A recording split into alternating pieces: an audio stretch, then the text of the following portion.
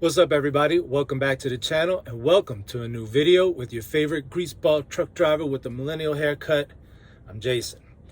Now, if you've been watching the videos on this channel, you know where that moniker came from.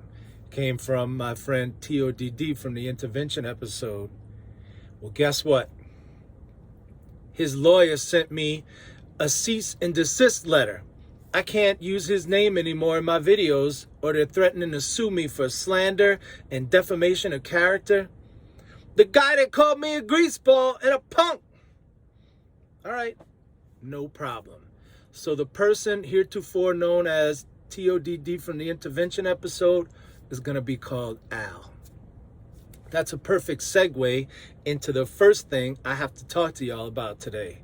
Now, normally, these intros to these videos are full of a bunch of nonsensical sophomoric humor designed to get a chuckle out of y'all while you watch a video before you do something more important. But today, it's something more serious. Systemic racism. That's right. Al, he watches the news. I don't, but he does, and says that he saw a news story about the truck driver shortage. Right now, in 2021, they estimate there's about 80,000 driver shortage. That was hard to get out for some reason. An 80,000 driver shortage in the trucking industry. And they found the reason why.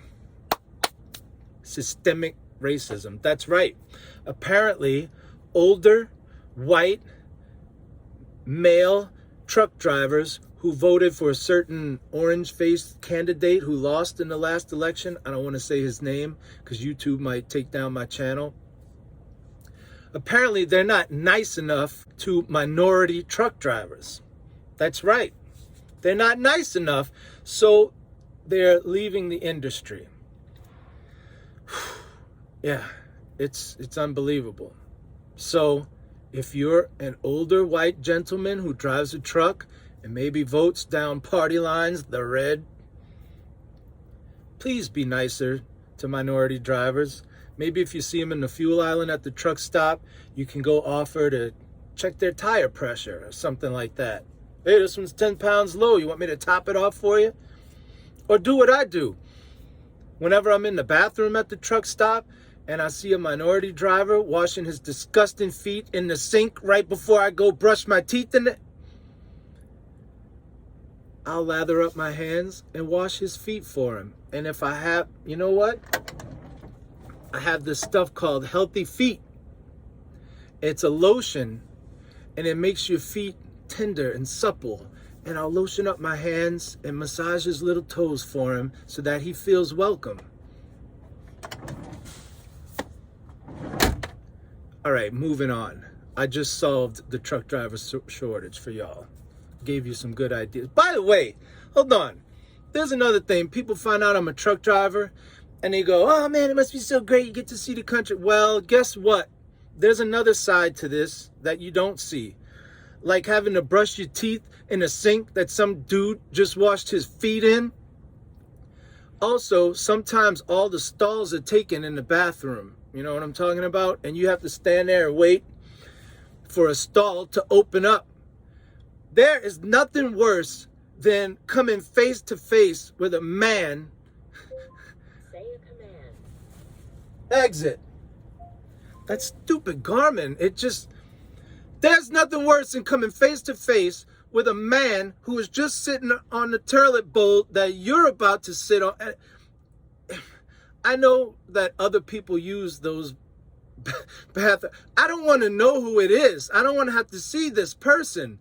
And the seat is still warm because his big fat behind was just sitting on there. Oh, man. And another thing is, speaking of dirty feet, is there any place in America now where a man wearing flip-flops is not acceptable? These men, they wear flip-flops everywhere. Nobody on... Look, I understand you want to be comfortable, but you're not at the beach. If you go to a nice restaurant, you can't put on a pair of shoes and socks. I have to look at your disgusting feet while I'm eating a nice steak or, you know. Hey, you already know what they're going to say. Hey, man, I got to be comfortable. Man, you can't stop me from being... Oh, and the best excuse. If you don't like it, then don't look. Hey man, there's a difference between noticing and looking, right? Let's conduct an experiment. You ready? What color shirt am I wearing? You knew it was blue, not because you were looking, but you noticed. So if you're wearing flip-flops and you got feet that look like a gargoyle perched on a parapet in some gothic skyscraper, it just... Why can't you just... Maybe flip-flops aren't for you, and people are going to notice.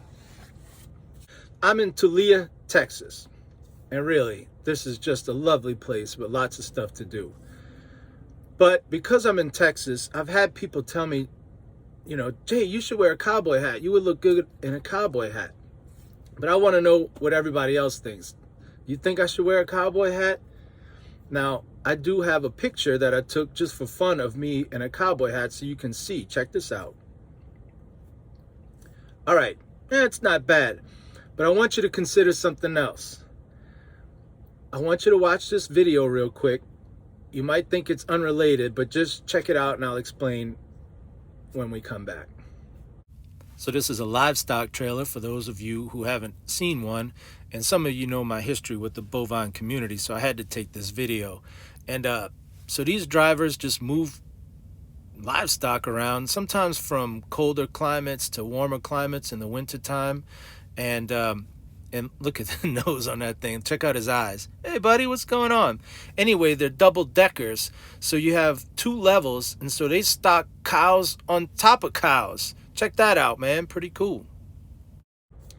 That's a livestock trailer. Why did I show you that? Because the driver of that truck and trailer walked around the front, and this dude had on a shirt like this, the tight blue jeans with cowboy boots and a belt buckle. Now, he didn't have a cowboy hat on. It was on the dashboard of his truck because the wind was gusting like 30 miles an hour to blowing his hat off.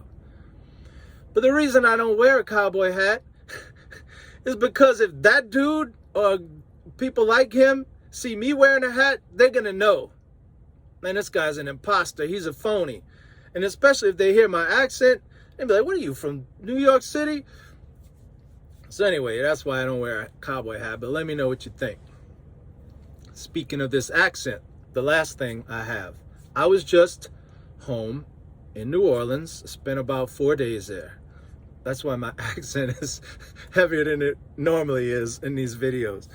Anyway, that means I got to eat New Orleans food, including gumbo. Now, I moved out to Vegas a couple of years ago, and I've had gumbo at different places out west, and it sucks.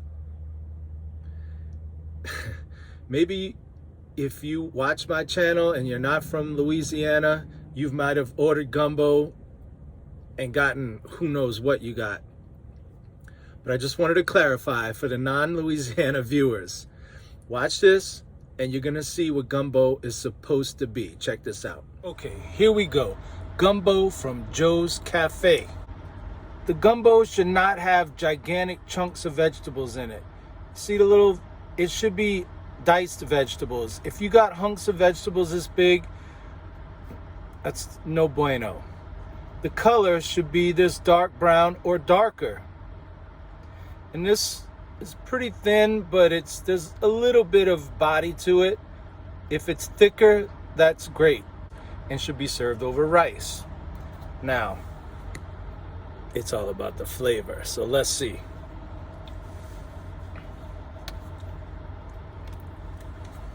Really good gumbo.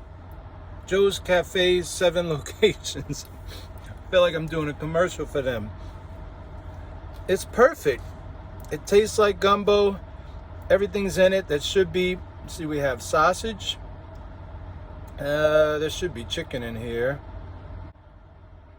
Well, I think I just got sausage gumbo, but that's fine because it tastes incredible. Looks like there's okra in here. You could taste it. Oh, perfect gumbo.